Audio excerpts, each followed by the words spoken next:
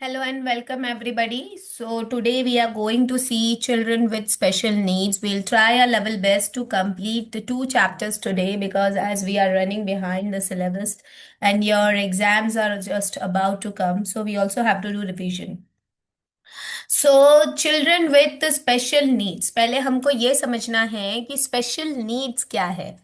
Needs हमारी ज़रूरतें, ठीक है ना। तो हमारी बेसिक ज़रूरतें क्या होती है, वो चीज़ों को हमको यहाँ समझना है, ठीक है। Food, clothing and shelter are the basic needs of every human being, ठीक है। लेकिन अगर यही हमारी नीड्स है, इसको हम अच्छी तरीके से फुलफिल नहीं कर पा रहे हैं, not with respect to the economy और earning, with respect to having it. देखो कई जगह ऐसा होता है भोजन पर्याप्त है पर हम उसको अच्छे से अपने मुंह तक निवाला नहीं ले जा पा रहे। If we are not having proper our fingers formation, ठीक है, हम अच्छे से खा नहीं पा रहे हैं उसे, ठीक है, हम खाने को देख नहीं पा रहे हैं, अगर अगर हम किसी भी चीज़ को सुन नहीं पा रहे हैं, तो हमें कुछ स्पेशल ज़रूरतों की आवश्यकता रहती है।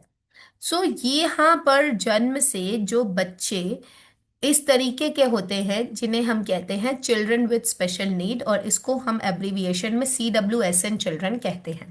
हम डायरेक्टली दिव्यांग या विकलांग नहीं बोलते इन्हें, वो हम अभी आपको समझाने के लिए इन टर्म्स का यूज कर रहे हैं। बट अगर हमें इन बच्चों के बारे में अगर चर्चा करनी है, so we will just say CWSN child, that means it's a child with a special need. Okay, so when a child belongs to special category, तो यहाँ पर उसको स्पेशल का टैग इसीलिए दिया गया है कि जो बच्चा है वो स्पेशल है और उसको स्पेशल सुविधा देनी जरूरी है, जो कि एक नॉर्मल बच्चे को जरूरत नहीं पड़ती है।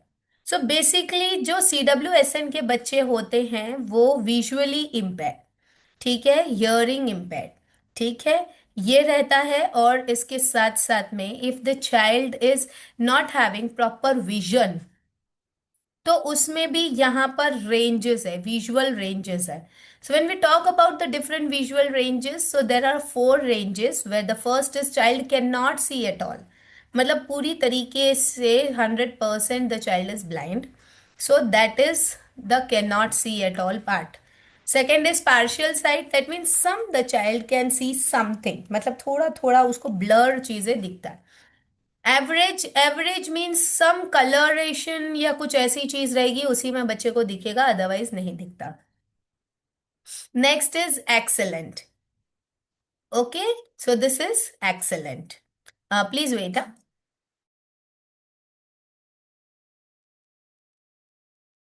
Okay, so we were talking about the average vision, हम एवरेज विजन के बारे में बात कर रहे थे। तो जो हमारा एवरेज विजन है उसमें भी कुछ बच्चे को दिखाई देता है, मतलब लगभग बच्चे को सब कुछ दिखाई देता है, बट कुछ चीजें जो है वो नहीं देख पाता है बच्चा, उसको थोड़ा सा विजुअल डिफॉर्मिटी रहती है, क्लियरली इतना अच्छे से नहीं देख पाए। एंड देन फिर एक्सेलेंट, जो एवरेज विजन वाले होते हैं वो थोड़ा चश्मा लगाकर अच्छे से देख लेते हैं। पार्शियल साइट वालों को थोड़ा बहुत ही ज्यादा मोटा सा चश्मा लगेगा तभी जाकर वो देख पाएंगे। लेकिन ब्लाइंड व्यक्ति को बिल्कुल चश्मे की जरूरत ही नहीं पड़ती है, दिखेगा ही नहीं, साइट होती ही नहीं है बिल्कुल, and there is no possibility for the sight to get in. So excellent sight is for the normal children. तो ये रेंजेस होते हैं विजुअली चीजों की। यूजुअली CWSN वाले बच्चे, इनको हम सबसे पहले सेंसरी एक्टिविटीज जो है हमारी उसी पर ही देखते हैं।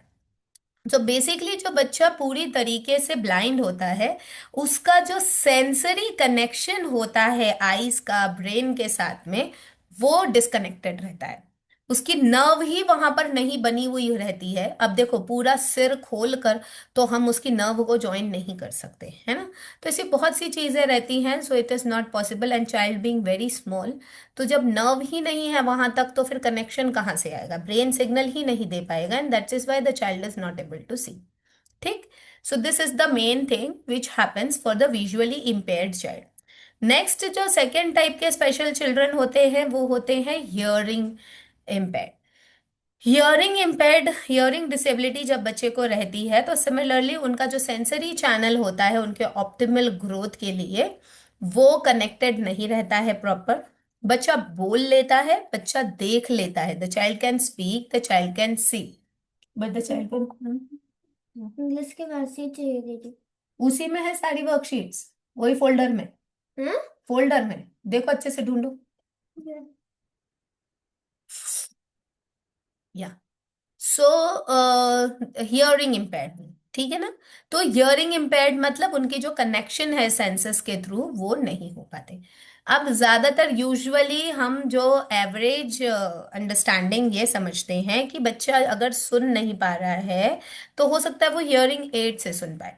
तो जो child who can not hear anything at all, same like as I told you for vision, the nerves are not connected with the optimal growth, optimal aspect of the ear drum and the brain connectivity. So the child is not able to hear.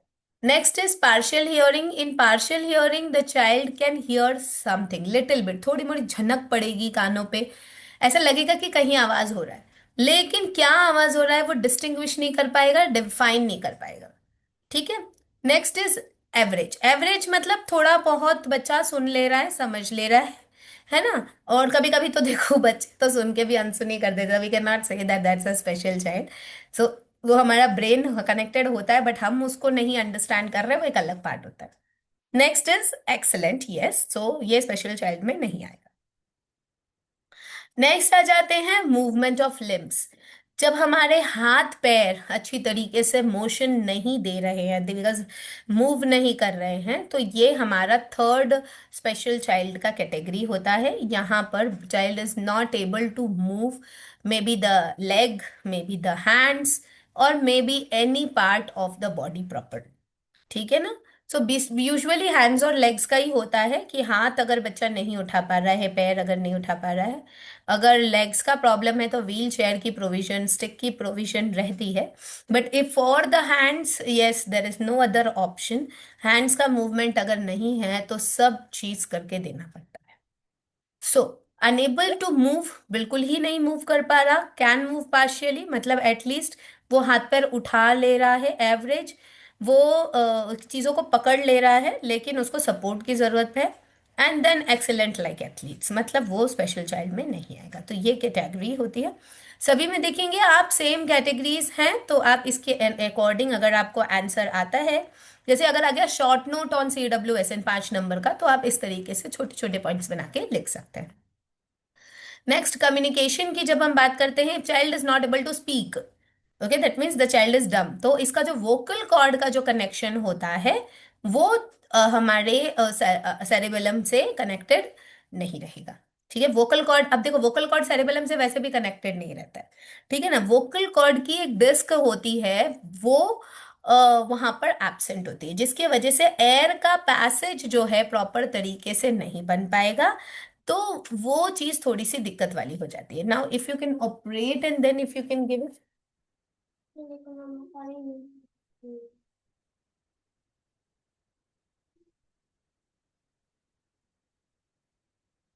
मेरा दीदी से पूछो।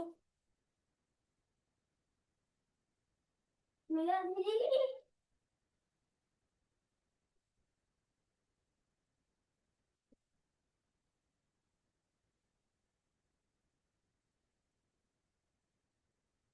या so next we come on to socio emotional relationship. अब यहाँ पे क्या होता है, बच्चे के सोशल और इमोशनल बॉन्डिंग जो है वो अच्छे से नहीं बन पाती है। बच्चा किसी के साथ में सोशल नहीं होता, ज्यादा बच्चों से रिलेशन नहीं रख पाता है, भूल जाता है चीजों को, अपने लर्निंग एक्सपीरियंस को सस्टेन नहीं कर पाता है, और फिर किसी के साथ घुल मिलकर नहीं रहता है। तो ये भी कुछ स्पेशल बच्चे होते हैं। ठीक है। Next,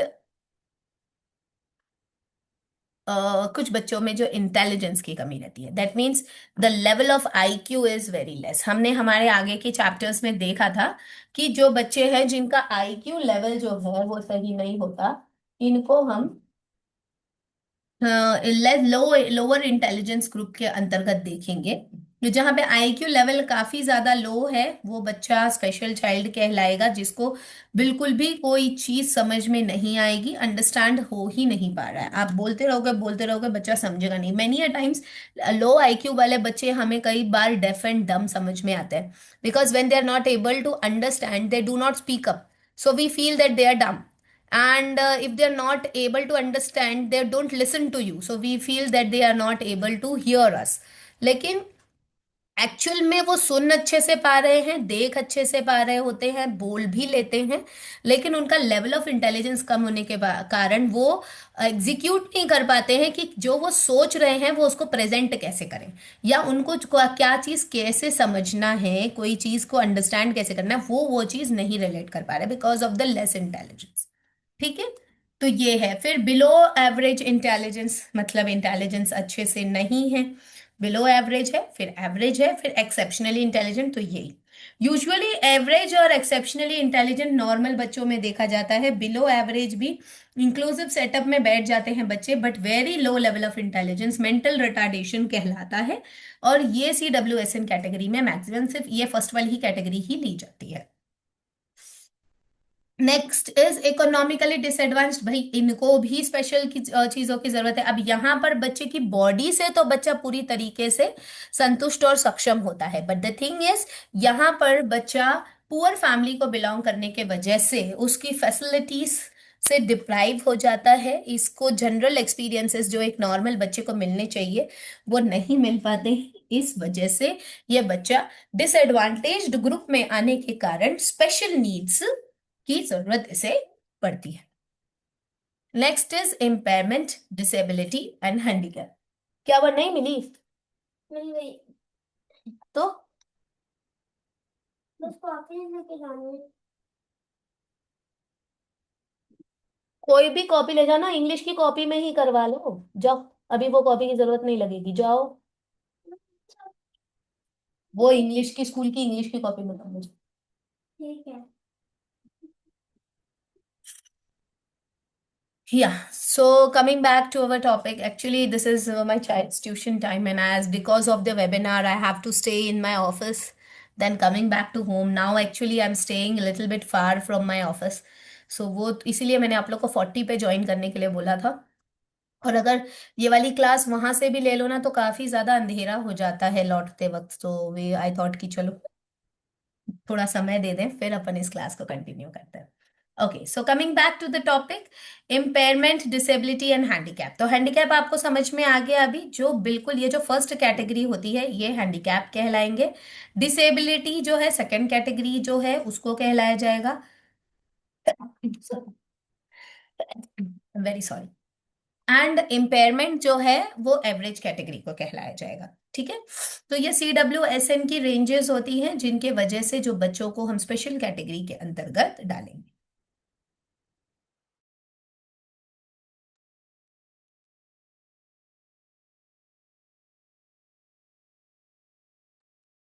okay, let us now understand different types of assumptions. अब हम जब हम अजम्पशंस की बात ले रहे हैं तो यहाँ पर जो अजम्पशंस चल रहे हैं वो सॉरी नेचर नर्चर कैपेसिटी के बेसिस पर हो रहा है। और यहाँ पर जो ये कैपेसिटी है ये एक्सपीरियंस कर रही है कई डिफरेंट एस्पेक्ट्स को। जब हम डिफरेंट एस्पेक्ट्स की बात ले रहे हैं तो ये जो एस्पेक्ट्स है ये पर्सन की कैपेबिलिटी, पर्सन की कैपेसिटी और फिर इनके रेगुलर फंक्शंस को देखती है। यानी इनके जो फंक्शंस, यानी जो इनके बॉडी के फंक्शंस हैं ये प्रॉपर लेवल पर डिटरमाइन कर रहे हैं या नहीं कर रहे। Basically there are two factors which determine. तो सबसे पहला फैक्टर ये होता है कि जहां पर एक एम बच्चा अंडरस्टैंड करे, चीजों को डिग्निफाई कर सके। ठीक है, चीजों को अंडरस्टैंड कर सके, है ना। और जब वो अंडरस्टैंड कर पाएगा तो फिर वो बोल पाएगा, समझ पाएगा, if the child is not deaf and dumb. ठीक। दूसरा क्या होता है, जहां पर बच्चे की एटीट्यूड जो है उसको अंडरस्टैंड किया जाता है, बच्चे में कितनी स्ट्रेंथ है, कितनी वीकनेस है, बच्चा जितना डिसेबल प्रेजेंट हो रहा है क्या वो रियल में इतना डिसेबल है या नहीं है, ये चीज भी चेक करी जाती है। तो बच्चे का खुद का एटीट्यूड और जो उसके आसपास के वातावरण के लोग हैं उनका एटीट्यूड बच्चे की डिसेबिलिटी की तरफ कितनी है उसको देखते हुए हम बच्चे को कैटेगराइज करते हैं। There are some similarities and differences also.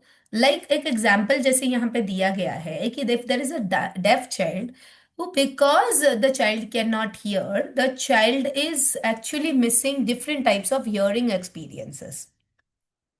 तो बच्चे की ये फीलिंग को अंडरस्टैंड करते हुए उसको स्पेशल कैटेगरी में डाल दिया जाता है.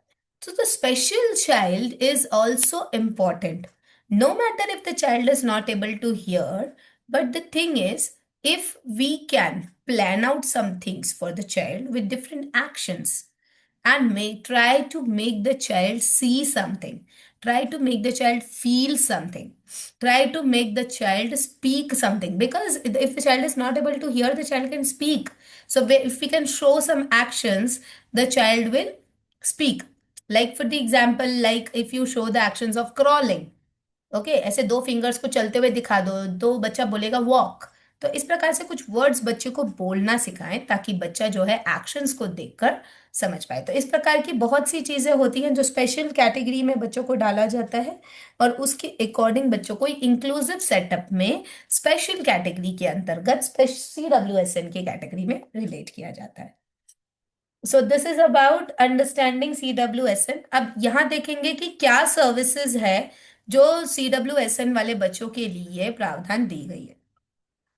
तो देखो, सबसे पहला तो हम क्या करते हैं, बच्चे को लेबल कर देते हैं भाई कि ये बड़ा स्पेशल बच्चा है, चाइल्ड मेंटली रिटार्डेड है, चाइल्ड लर्निंग डिसेबल्ड है, ऑटिस्टिक है, स्पेस्टैटिक है, ऑर्थोपेडिकली हैंडिकैप्ड है, या ब्रेन डिसफंक्शन है, सेरेब्रल पाल्सी है, कुछ भी है, उसकी इश्यू सबसे पहले यही आती है कि डॉक्टर्स के द्वारा जब इसकी टेस्टिंग करती है तो all over the people, all over the surrounding of the child, they may label them कि भैया ये स्पेशल कैटेगरी में आ रहा है. तो ये चीज कई बार बच्चे के अंदर नेगेटिव इफेक्ट लेकर आता है, जो बच्चे को ज्यादा हाइपर बनाता है. तो सबसे पहले तो बच्चे की लेबलिंग ना करें, और अगर लेबलिंग हो तो वो पॉजिटिव लेबलिंग होनी चाहिए.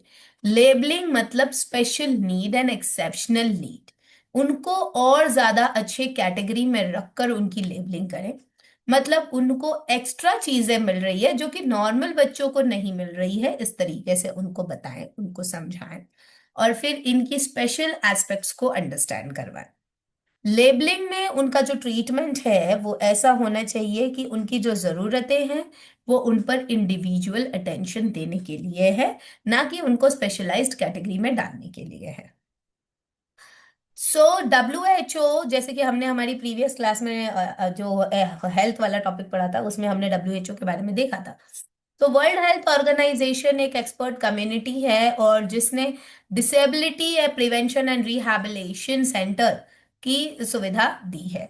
यहाँ पर visually disabled, speech and hearing disabled, locomotor disabled और मेंटली रिटार्डेड, ये 4 कैटेगरी के बच्चों के लिए सर्विसेज प्रोवाइड करी है.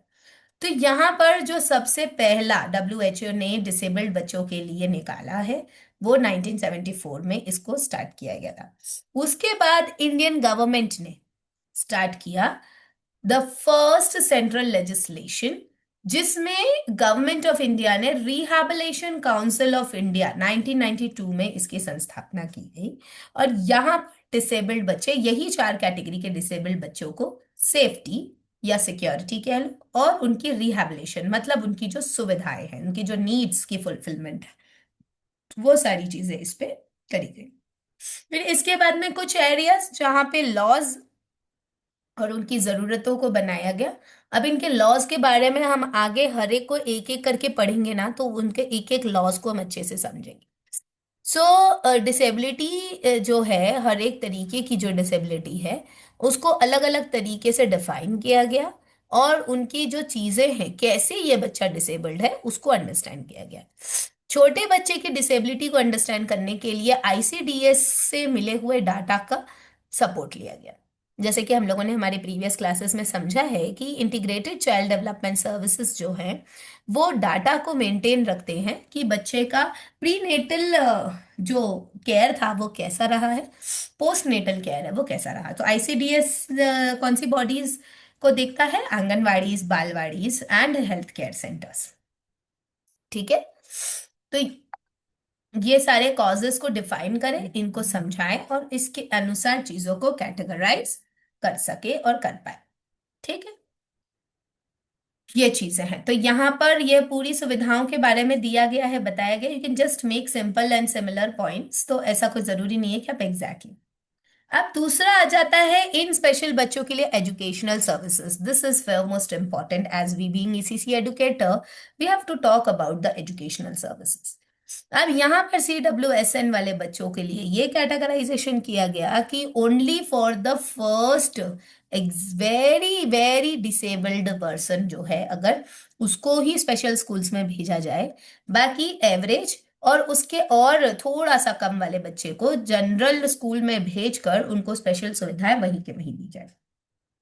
अगर नर्व का ही कनेक्शन नहीं है ब्रेन तक, तब तो चलो भाई वो स्पेशल स्कूल में ही जाएगा। लेकिन अगर बच्चा थोड़ा सा भी लोगों की कम्युनिकेशन, लोगों के साथ सपोर्ट और इन सारी चीजों से बच्चा डेवलप हो पाएगा, अगर ग्रो कर पाएगा, और हो सकता है उसकी डिसेबिलिटी जो है पूरी तरीके से वैनिश होने की सिचुएशन में भी है कि आगे चलकर ये वैनिश हो सकती है डिसेबिलिटी, तो उसको नॉर्मल स्कूलिंग देना जरूरी है। और वहां पर इंक्लूसिव सेटअप में बच्चे को ये सारी सुविधाएं देकर उसको अंडरस्टैंड किया जाए और उसके बारे में, स्पेशल नीड्स के बारे में उसको एक अलग थिंकिंग दी जाए। इसी के साथ साथ इंक्लूसिव सेटअप में जो दूसरे बच्चे हैं, जो ये माने कि ये कोई स्पेशल बच्चा नहीं है और हमें इसका ध्यान रखना है, तो फिर बच्चे के लिए और ज्यादा सुविधा हो जाएगी, बच्चा अच्छे से सोशली चीजों को बाउंड कर पाएगा। ठीक है। अब यहाँ पर हम देखो, इस चीज में सक्सेस भी मिलती है और फेलियर भी मिलता है। जब हम सक्सेस की बात करते हैं तो नॉर्मल बच्चा जो है वो सक्सेसफुल अडेप्टेशन लेता है एनवायरनमेंट में। और यूजुअली ये जो बच्चा है, ये स्कूल में और डिफरेंट एक्टिविटीज में, curricular activities, extra curricular activities, इन सब में डेजिग्नेशन को प्राप्त करता है और सक्सेस की तरफ लेता है। अगर बच्चे सक्सेस नहीं ले पा रहा है तो कई बार कुछ चीजें होती है जहां पे बच्चे उसकी डिसेबिलिटी के कारण फेलियर को भी अडेप्ट करता है। फेलियर को अगर पॉजिटिव रीइंफोर्समेंट मिल जाए तो फिर वो सक्सेस की तरफ आगे बढ़ता भी है। ठीक है। लेकिन अगर पॉजिटिव रीइंफोर्समेंट नहीं मिलता है तो वो फेलियर जो है बच्चे को पूरी तरीके से डिप्रेस्ड कर देता है। इसीलिए पॉजिटिव मोटिवेशन बहुत ज्यादा जरूरी है। तो यही सारी चीजें हैं, इतनी सर्विसेज बनी गई हैं। तो नेशनल इंस्टीट्यूट्स, नेशनल सर्विसेज कहाँ कहाँ पर है ये अब यहाँ पे दिया गया है। जैसे विजुअल इम्पेयर्ड का देहरादून में है, फिजिकली हैंडीकैप्ड का कोलकाता में है, और मेंटली हैंडीकैप्ड का हैदराबाद में है, और फिर national institute of hearing handicapped Mumbai Bombay में है।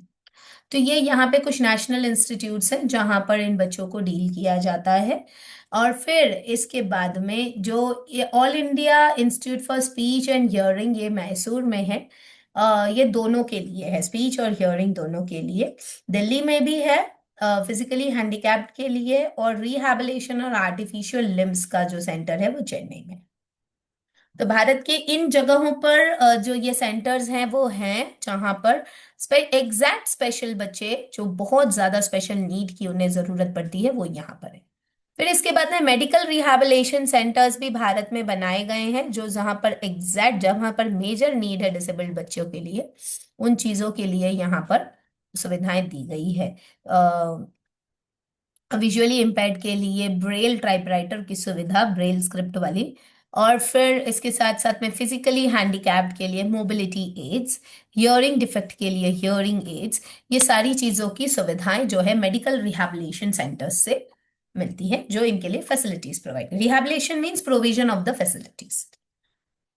सो अलग अलग इंस्टीट्यूशंस, अलग अलग organisations, educational and medical services इनके लिए बनाए गए हैं, ताकि ये अपनी सुविधाओं का के रूप में अपने जीवन को अच्छे से उभार सके, ग्रूम कर सके और अंडरस्टैंड कर सके। ठीक है। यहाँ पर हमारा ये सेकेंड चैप्टर भी कंप्लीट होता है। प्लीज इसको रीड करें, अंडरस्टैंड करें और अपने नोट्स बनाएं।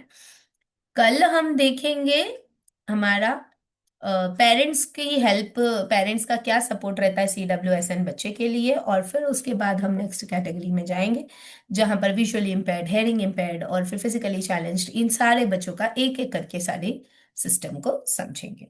ठीक है। सो अभी के लिए मैं इसको स्टॉप कर रही हूँ। प्लीज अपनी अपनी अटेंडेंस चैट बॉक्स और व्हाट्सएप ग्रुप में डाल दें, ताकि हम आगे का इसका जो सेट सिस्टम है उसको भर सकें।